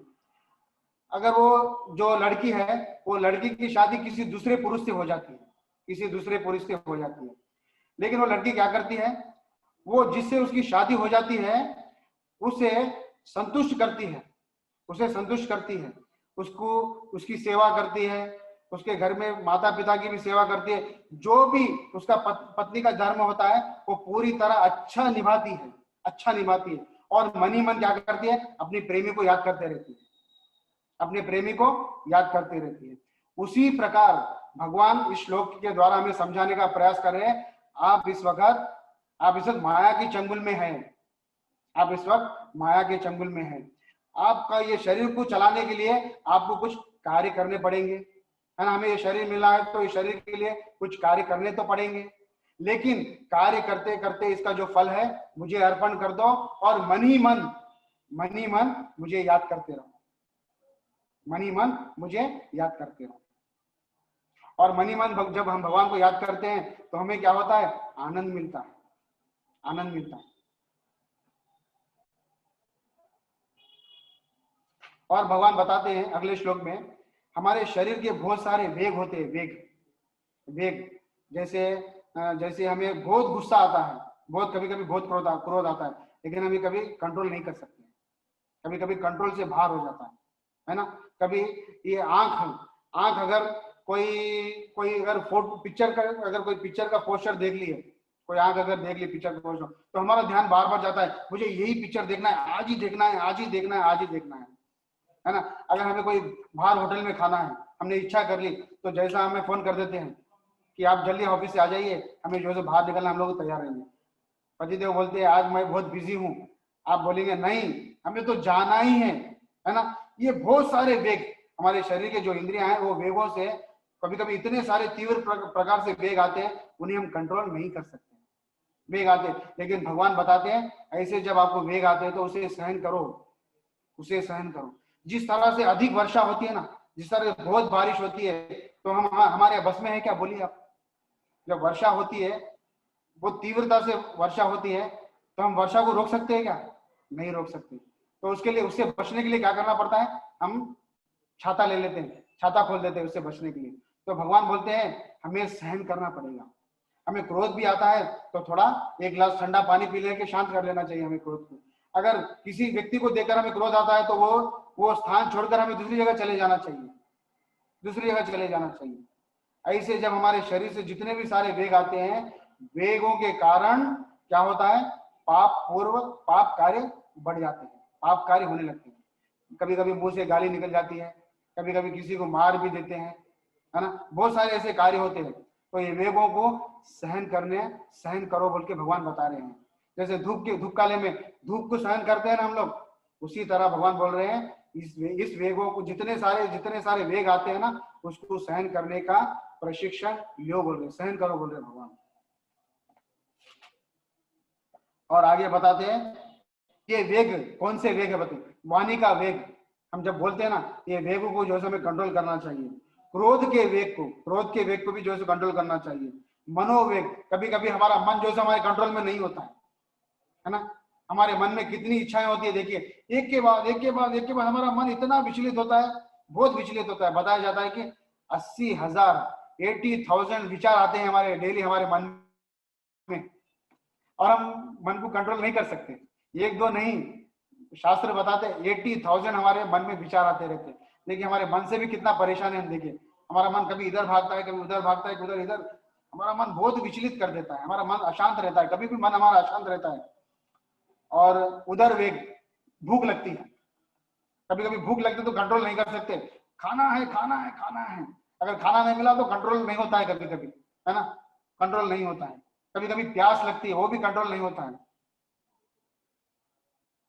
और जीवा वेगम, कभी भी जीव अच्छा खाने का स्वाद चखने का प्रयास करता है, कभी नहीं मिलता है हमारे अनुसार। अगर कभी कुछ फूड नहीं मिलता है तो ये रेस्टोरेंट अच्छी नहीं है ना, ये इधर जाने का नहीं है। ये वेगों को कंट्रोल करना चाहिए, नहीं तो हम क्या करेंगे, उसे गाली दे देंगे, क्या बनाया तो बोल के गाली दे देंगे, है ना। तो बताते हैं जो व्यक्ति इन विभिन्न इंद्रियों के वेगों को तथा मन को वश में करने में समर्थ है, वह गोस्वामी कहलाता है। जो इंद्रियों को जो कंट्रोल कर लेता है वो गोस्वामी कहलाता है। हम इस वक्त कौन सी परिस्थिति में? हम गोदास हैं। गो का अर्थ क्या है? इंद्रियां। हमारी जो सेंसेस है ना, 5 प्रकार की सेंसेस है ना, हम गोदास है, हम गोस्वामी नहीं है। हमारी इंद्रियों को हम कंट्रोल नहीं कर सकते, मतलब हम गोदास है। जो इंद्रियों को जो कंट्रोल करता है वो गोस्वामी होता है। उसको इंद्रिया बोलती इधर जा उधर जा, नहीं जाता। तुझे जो सो सिनेमा देखना है तो मन बोलता है सिनेमा देखना है, 5 स्टार होटल में खाना खाना है, मन बोलता है नहीं, मुझे आज जो है सो गीता सारम का क्लास सुनना है, और क्लास खत्म होने के बाद मैं भगवान के लिए भोग बनाऊंगी और भगवान को अर्पण करूंगी, पूरे परिवार को भगवान का प्रसाद खिलाऊंगी। देखिए हम मनोवेग को क्या कर लिए? कंट्रोल करिए। उसका क्या करे? उसको मोड़ दिए, कृष्ण भावनामृत कार्य में मोड़ दिए हम लोग, है ना। कितना सुलभ है। और आगे बताते हैं परम भोक्ता, परम नियंता और परम सखा कृष्ण को भूल जाना मानवता के लिए क्लेशों का कारण है। भगवान यहाँ पे बताते हैं भगवान को एकमात्र भूलना ही हमारे प्रॉब्लमों का कारण है। हम भगवान को जब भूल जाते हैं ना तो हमारे जीवन में प्रॉब्लम शुरू हो जाते हैं। जिस दिन से हम भगवान को भूल गए उसी क्षण हम भगवान को छोड़कर इस माया में पड़ गए। और भगवान वही बताते हैं कि कृपा कर मेरी भक्ति कीजिए, मुझे नमस्कार कीजिए। ऐसा करने से क्या होगा? मेरे धाम को तुझे मैं लेके जाऊंगा, मेरे पास बुला लूंगा, भगवान बोल रहे हैं। और आगे के श्लोकों में भगवान बताते हैं ये 27-28 श्लोक में ध्यान योग के बारे में बताते हैं भगवान। ध्यान योग क्या है उसके बारे में भगवान बताते हैं। ये 6th चैप्टर में इसका विश्लेषण दिया गया है। और भोक्तारम यज्ञ तपसाम सर्वलोका महेश्वरम सूर्यदम सर्वभूतानाम ज्ञात्वा माम शांति मृच्छति। भगवान ये श्लोक में बताते हैं, मुझे समस्त यज्ञों तथा तपस्याओं का परम भोक्ता, समस्त लोकों तथा देवताओं का परमेश्वर एवं समस्त जीवों का उपकारी एवं हितैषी जानकर मेरे भावनामृत से पूर्ण पुरुष भौतिक दुखों से शांति और लाभ प्राप्त कर सकता है। भगवान यहाँ पे बता रहे, भोक्ता राम यज्ञ तपसाम, ये संसार में जो लोग भोग कर रहे हैं ना, ये सभी भोक्ता के स्वामी कौन है? भगवान श्री कृष्ण है। जितने भी यज्ञ के जो भोक्ता है वो कौन है? भगवान श्री कृष्ण है। और सभी ईश्वरों में जितने भी देवी देवता है वो अपने आप को ईश्वर मानते हैं, है ना। हम भी, हमारे घर के ईश्वर हम भी मानते हैं ना, ये घर का ईश्वर मैं हूं, है ना। ये जितने भी ईश्वर है, ये सभी को ईश्वरों के ईश्वर महेश्वर कौन है? भगवान श्री कृष्ण है। और बता रहे सूर्यधम सर्वभूतानाम, सूर्यधम सबसे निकट और सबसे प्रिय व्यक्ति कौन है? भगवान श्री कृष्ण है। और सबसे निकट हमारे आत्मा के साथ परमात्मा रूप में बैठे हुए हैं, सबसे निकट मित्र है भगवान हमारे। सूर्यधम सर्वभूतानाम, एक के मित्र नहीं है, पूरे संसार में जितने भी जीवात्मा है भगवान सभी के मित्र है। जो ये बात जान लेता है और भगवान की भक्ति करता है तो उसके जीवन में सुख शांति स्वतः आ जाती है, उसे अलग से प्रयास करने की आवश्यकता नहीं है। भोक्तारम यज्ञ तपसाम सर्वलोका महेश्वरम सूर्यधम सर्वभूतानाम ज्ञात्वा माम शांति मृच्छति, जो ये बात जान लेता है उसके जीवन में शांति आ जाती है। मेरी बात को समय हो चुका है, मेरी बात को मैं यही विराम करता हूँ। मैं 1 मिनट के लिए हमने जो डिस्कशन किया था उसको एक बार दोहरा लेते हैं। हमने कहा था कि ये संसार में केवल 2 ही चीज करते हैं लोग, एक तो पाप करते हैं, एक पुण्य करते हैं, है ना।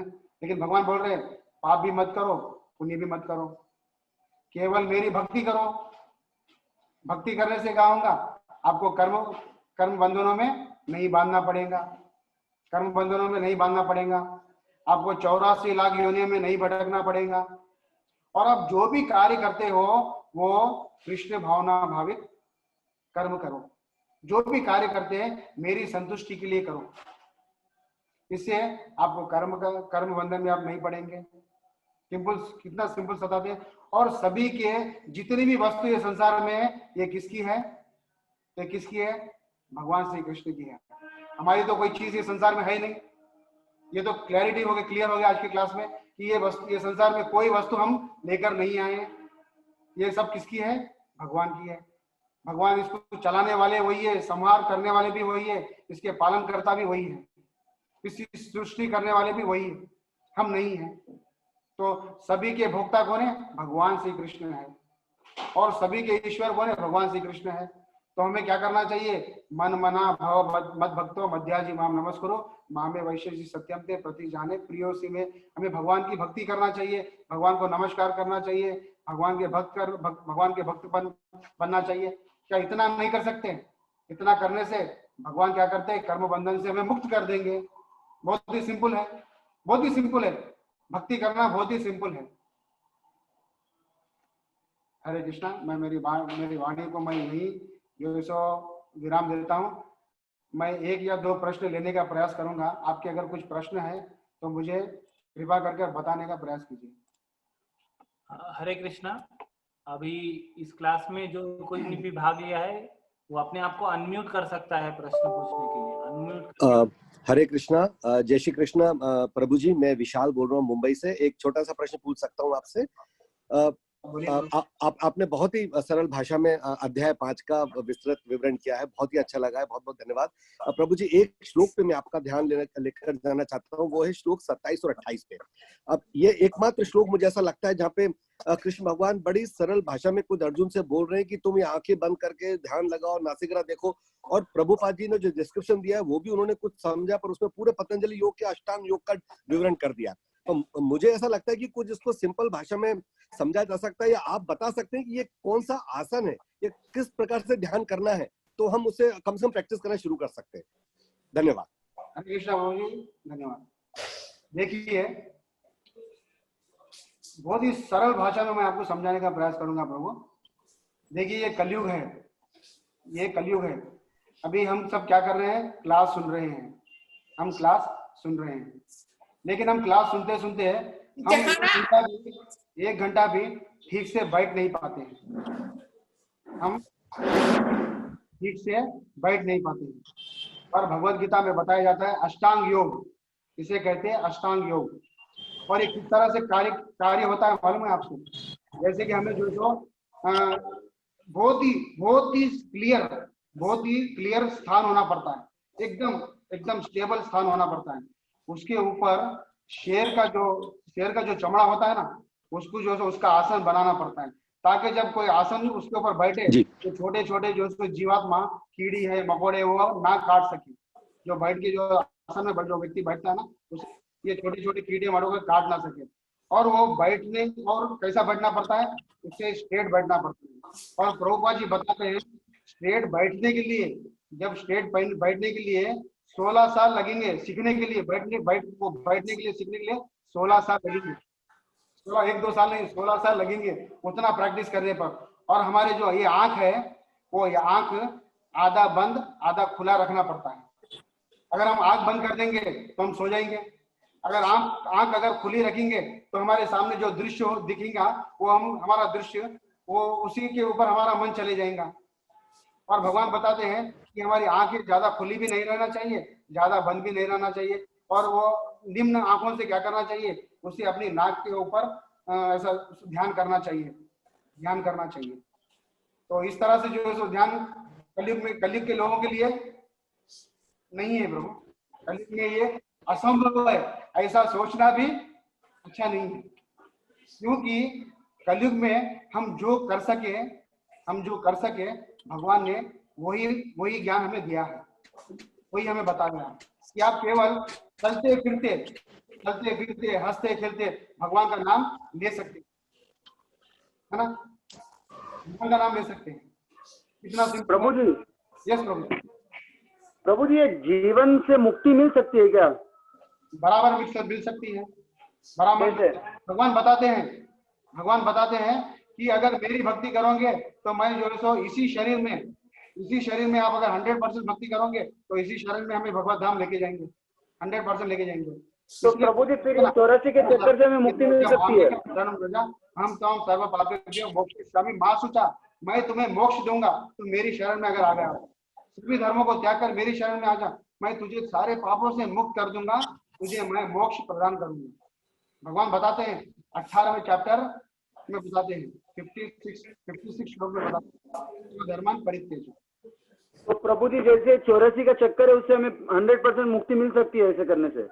100% मिल सकती है, 100% मिल सकती है। मैंने आपको आज ही क्लास में बताया, जीव की जो इच्छाएं हैं 84 लाख इच्छाएं करता है जीव, 1 नहीं 2 नहीं 1000 नहीं लाख नहीं, 84 लाख इच्छाएं करता है। वो क्यों करता है? पाप पुण्य के कर्म फलों के द्वारा ये इच्छाएं होती रहती है। इसलिए भगवान बोले पाप करना, पाप का जो फल है और पुण्य का जो फल है उसे आपको भोगने की आवश्यकता नहीं है। केवल भक्ति करो, केवल मेरी भक्ति करो, आपको कर्म के जो फल है उससे आप छुटकारा मिल जाएगा। और मेरी संतुष्टि के लिए कार्य करो, आप कर्म बंधन में नहीं बंधेंगे। ये 84 लाख योनि का चक्कर इमीडिएट छूट जाएंगे हमारा, केवल भगवान की भक्ति करने से।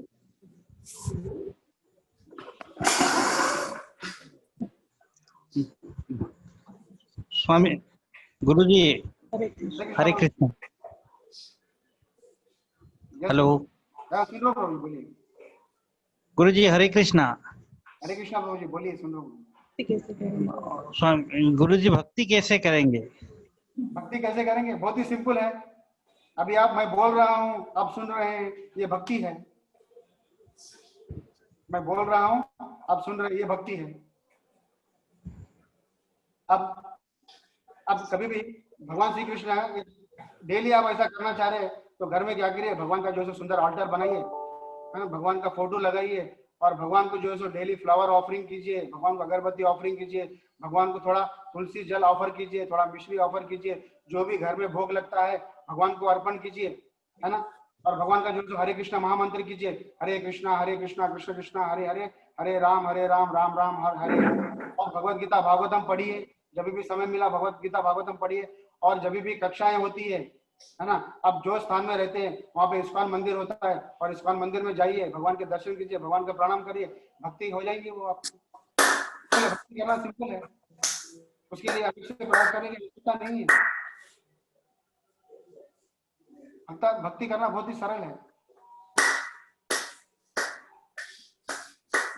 अब प्रभु जी हरे कृष्ण मंत्र का जाप करना थोड़ा बता सकते हैं वीडियो पे? अच्छा ठीक है। जब हम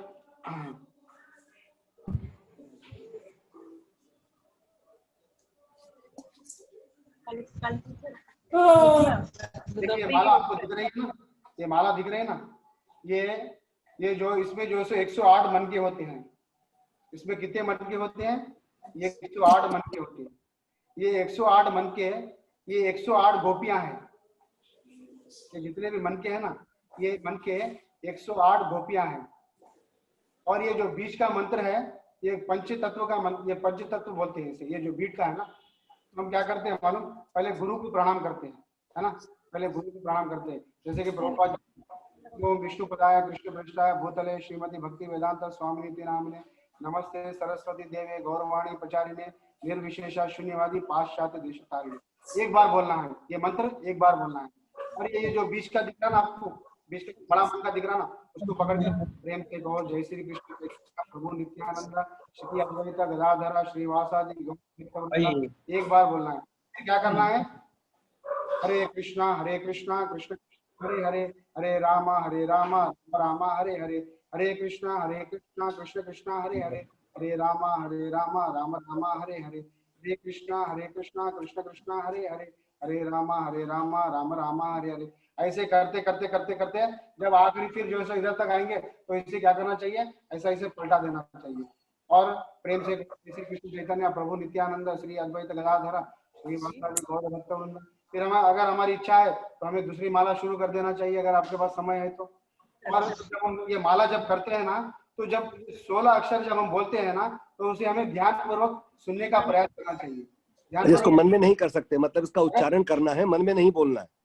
मन में नहीं बोलना चाहिए, उच्चारण करना चाहिए, उच्चारण कर बोलना चाहिए, हल्लू बोलना चाहिए, ताकि हम सुन सके, उसे हम सुन सके। अगर हमारा मन इधर उधर विचलित होता है तो भी घबराने की आवश्यकता नहीं है, क्योंकि हमारे से अगर कुछ त्रुटि भी हो गई तो ये जो पंच तत्व जो हम मंत्र बोलते हैं ना, वो हमें क्षमा कर देंगे, वो हमें क्षमा कर देंगे। आंखें बंद रख के जाप करना है, हमें नाम लेना चाहिए। मैं इसके बारे में और एक आधा मिनट बताने का प्रयास करूंगा। भगवान बताते हैं, चैतन्य महाप्रभु बताते हैं, नाम नाम अकारी बहुधा निज सर्वशक्ति तत्काल नियमित स्मरे न काला ये तदृशि तव कृपा भगवान ममापि दुर्दैव ये जानी नानो राघा। भगवान ये श्लोक में बताते हैं, भगवान की जितनी शक्ति है वो शक्ति भगवान ने क्या किया? अपने नाम में दे दिया।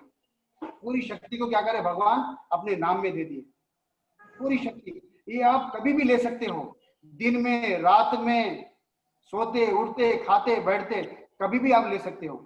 हरे कृष्णा कृष्ण कृष्ण हरे हरे, ऐसा कीर्तन कभी भी कर सकते हो। आप खाना बनाते रहते तभी कीर्तन कर सकते हो, दिन में रात में, कभी इसको कोई टाइम नहीं है, इसको कोई काल में, कौन से भी काल में आप इसका जाप कर सकते हैं, कौन से समय में भी कर सकते हैं। यहाँ तक कि आप शौचालय में भी इसका ये नाम ले सकते हैं, आप नहाते नहाते भी ले सकते हैं। लेकिन अगर आपको जाप करना है, तो आपको जो है माला में करना होता है। ये माला शौचालय में नहीं लेके जा सकते हैं, शौचालय में छोड़कर आप कहीं भी, कौन से भी जो है ये माला कर सकते हैं, तो भी माला। बहुत बहुत धन्यवाद प्रभु जी, बहुत बहुत धन्यवाद, बहुत बहुत धन्यवाद। प्रार्थना कर रहे हैं भगवान से, हे कृष्ण हे राधा कृष्ण, मुझे आपकी सेवा में लगाओ, सेवा में लगाओ। बहुत डिस्टर्बेंस आ रहा है, किसी का प्रश्न है?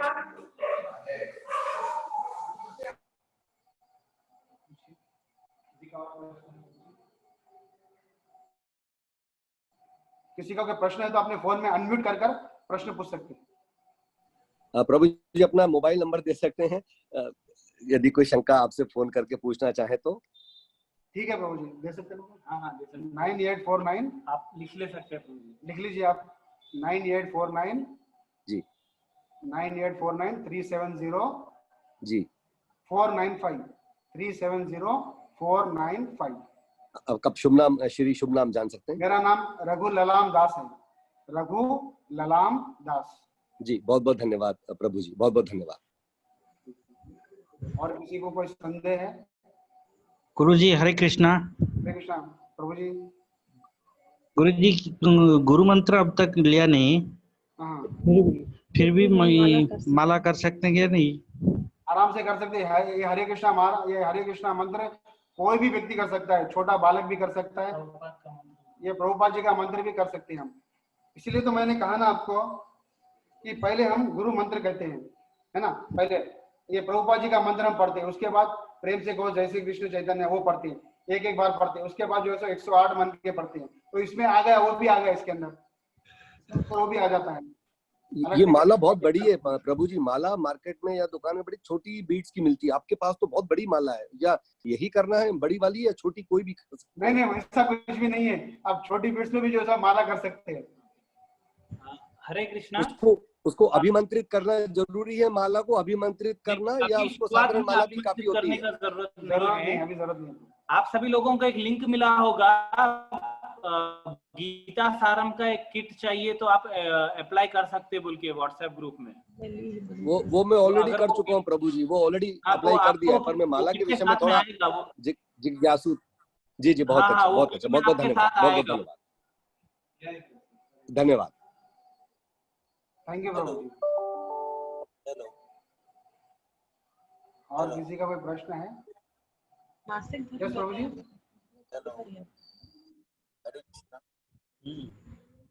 हरे कृष्णा। बोलिए बोलिए। सुन रहा हूँ प्रभु जी, बोलिए आप।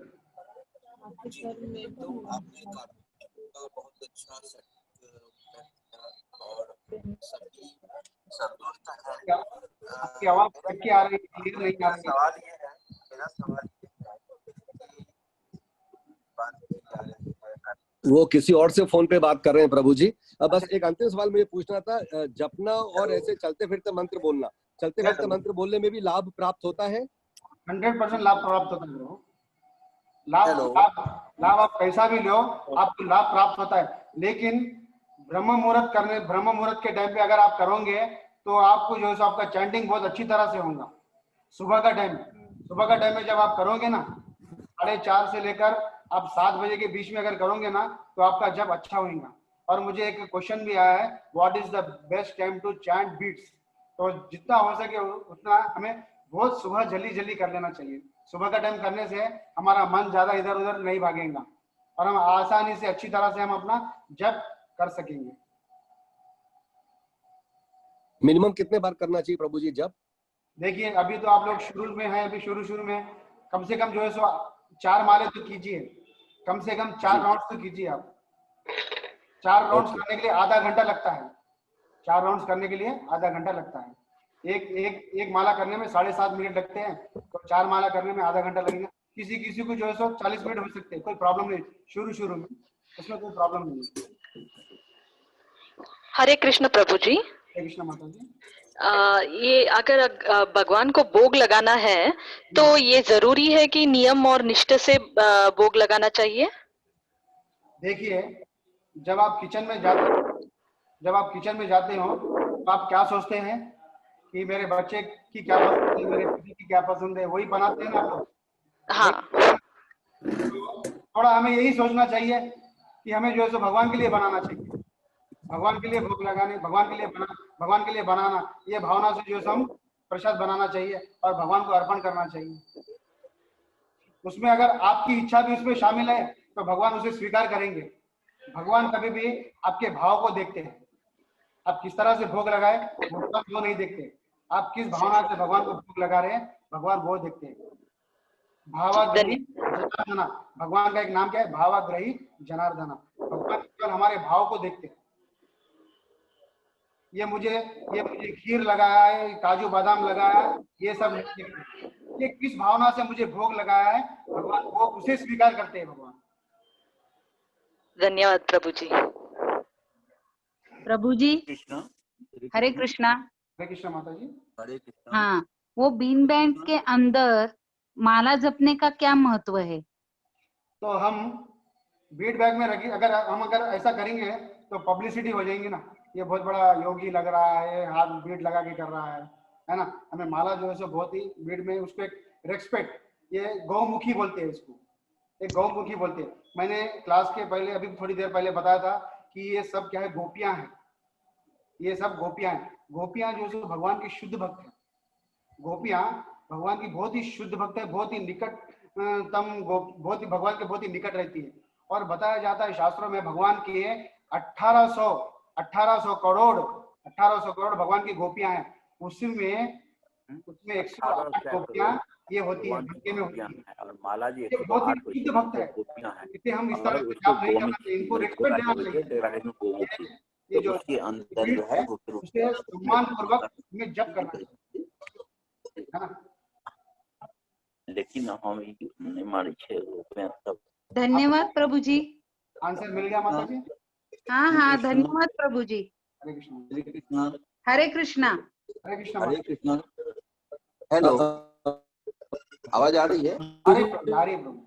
हेलो, ये बीच में डिस्टर्ब हो रहा है। मैंने प्रश्न शुरू किया और कोई बीच में और भाई साहब आ गए और कहीं और पे डिस्टर्ब हो गया। हेलो, हरे कृष्णा। हरे कृष्णा। आपकी आवाज कट रही है प्रभु, आपकी आवाज कट रही है। हरे कृष्णा, अभी आवाज नहीं आ रही है आपकी? प्रश्न क्या है बोल दीजिए। ये प्रश्न ये है कि अगर आपने गुरु कहने के लिए गुरु अगर नामित नहीं किया तो उसमें कोई दिक्कत है? किताब पढ़ी जाए।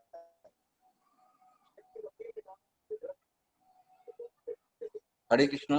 हरे कृष्णा प्रभु, आपकी आवाज कट रही है प्रभु। आवाज कट रही है? आवाज क्यों कट रही है? आपका जो प्रश्न है, मैं अलग अलग कटिंग में समझ गया प्रभु। आपका ये है कि आपको जो है सो गुरु मतलब जाप करने से पहले गुरु की आवश्यकता जरूरी है, ये आप बताने का प्रयास कर रहे हैं। नहीं, मेरा प्रश्न ये है कि अगर गुरु हमने नामित नहीं किया है, हमें जरूरत भी नहीं लगती है, अगर हम मन से प्रसन्न हैं और हम जैसे आपने हरे कृष्ण का नाम लिया और हम उनको गुरु मान लिए, तो मुझे कोई ये लगता है कि जो जीवित हैं, जो कोई बाबा है, चाहे साईं बाबा हो या कोई हो, हमें नहीं मानना है। आप अपने शिक्षा से प्रभु श्री कृष्ण को ही गुरु मान लेते हैं, मान के चलिए अभी के समय में, तो उसमें क्या दिक्कत है? उनका नाम लेकर स्मरण कर रहे हैं। देखिए, आपका प्रश्न मैं समझ गया। देखिए, भगवान बताते हैं, आज का मैं जो है सो एक श्लोक भी मैंने कोट किया था, ममय वांछा जीव लोके जीव भूता सनातना। मैंने क्या कहा? ममय वांछा जीव लोके जीव भूता सनातना। भगवान बोल रहे हैं कि ये करोड़ों जितने भी पूरे ब्रह्मांड में जितने भी जीव है वो सब मेरे अंश है। वो क्या बोल रहे हैं? मेरे अंश है, मेरे अंश है। ये जितने भी जीवात्मा, जैसे देवी देवता भी, जितने देवी देवता भी है ना, ये आप बोल रहे हैं बाबा, ये सब जितने भी आप बोल रहे हैं, ये सभी जो है जीवात्मा है ना, सभी जीवात्मा है। लेकिन भगवान केवल भगवान श्री कृष्ण है, भगवत गीता में बताया जाता है। और बताया जाता है, ये भी बताया जाता है कि जो भगवान होते हैं उसके अंदर जो 6 क्वालिटीज होते हैं, 6 प्रकार के क्वालिटीज होते हैं, उसे ही जो है भगवान बताया जाता है, उसे ही जो है शास्त्र एक्सेप्ट करता है। पहला क्या है? पहला भगवान सौंदर्यवान है ना, सौंदर्यवान, ये पहला क्वालिटी है। दूसरा भगवान धनवान है, और तीसरा भगवान वैराग्यवान है, भगवान यशवान है, भगवान बलवान है, भगवान वैरागी है। ये 6 प्रकार के लक्षण जिसके अंदर है, उसे ही भगवान घोषित किया जाता है। ये मैं नहीं बता रहा हूं, क्योंकि ये सभी जितने भी बड़े बड़े ऋषिगण हैं, व्यास, असित, देवल, ये सभी लोगों ने भगवान श्री कृष्ण को भगवान रूप में एक्सेप्ट किया है और भगवत गीता में भी भगवान घोषित करते हैं मैं भगवान हूँ। तो ये जितने भी संसार में है सभी भगवान के अंश है, भगवान के अंश है। अब इन्हें आप अपनी मर्जी से किसी भी भगवान मान लेंगे तो हो जाएंगे क्या? उसका कुछ ना कुछ प्रूफ होना चाहिए। अब मैं भी जो है सो किसी को भी मेरा पिता बना सकता हूँ क्या? मैं मेरे मर्जी से किसी को भी मैं फादर फादर पप्पा पप्पा बोल के बोल सकता हूँ क्या? वो कौन बोल सकता? पिता के बारे में कौन बता सकता? माँ ही बता सकती है। पिता के बारे में केवल माँ ही बता सकती है कि ये तेरे पिता है, और माँ की बात मैं जब एक्सेप्ट कर लेता हूँ उसके पिता मान लेता हूँ। और ये जो जितने भी भगवत गीता भागवतम जितने भी है ये शास्त्र हमारी माता है, और ये माता बता रही है कि हमारे पिता भगवान श्री कृष्ण है, क्योंकि ये क्वालिटीज है, आप उसे एक्सेप्ट कीजिए। हमें उसे जो है हमें मान लेना चाहिए। अगर नहीं मानेंगे तो पूरे संसार भर में अगर हम किसी को भी अपना पिता मान पूछेंगे, अपने पिता के एड्रेस पूछेंगे तो वो क्लियर हमें नहीं बताएगा। अरे मूर्ख, यही बोलेगा कि तुझे अपने पिता के बारे में जानना है अपनी माता से पूछ, है ना। तो ये हमारा मन जैसा बोलता है वैसा हम सोचते हैं, ऐसा नहीं होता है। मैं सोचता हूँ मोदी प्राइम मिनिस्टर है ही नहीं, मैं मेरे मानने से क्या मोदी प्राइम मिनिस्टर नहीं होगा क्या? मोदी तो प्राइम मिनिस्टर है ना। तो ये हमारा मन का वहम है, हम उल्टा सीधा सोचते रहते क्योंकि हमें शास्त्र हम नहीं पढ़ते हैं, शास्त्र के रहस्यों को हम नहीं जानते हैं, शास्त्र के रहस्यों को हम नहीं जानते हैं। इसलिए हम जो सो मन गणत सोचते रहते हैं, हमारे अंदर बहुत सारे दूषित विचार आते रहते हैं, है ना। तो आगे आगे इसका जो सो क्लैरिटी आएगा 6th चैप्टर में, 6th चैप्टर में आएगा। ऐसे ऐसे लोग हैं जो अष्टांग योग फॉलो करते हैं, वो जो है सो बैठे बैठे क्या होते हैं, वो ऐसा हवा में उड़ सकते हैं और क्या करते हैं, कुछ भी अपने हाथ से निकाल सकते हैं, और एक जो है सो बड़ा जो है सो सिटी भी निर्माण कर सकते हैं। ये लोग से दूसरे लोग में भी जा सकते हैं और पानी में भी चल सकते हैं, और वो मृत्यु को भी जो है सो वो क्या है धोखा दे सकते हैं। 300 साल तक उनके जीवन वो जो है सो मरते ही नहीं। ऐसे भी लोग हिमालय में हैं, ऐसे भी लोग हैं, बहुत कम लोग हैं। लेकिन ये सब क्या है, भौतिक है, ये सब क्या है, भौतिक है। थैंक यू वेरी मच, बहुत बहुत धन्यवाद। भी हो तो मुझे क्षमा कर देना। अगर आपको अगर इसके बारे में ज्यादा जानना है तो मेरा फोन नंबर ले लीजिए, आप मुझे कॉल कर आपकी शंका दूर कीजिए, ठीक है? जी जी जी जी, बहुत बहुत धन्यवाद। हरे कृष्ण।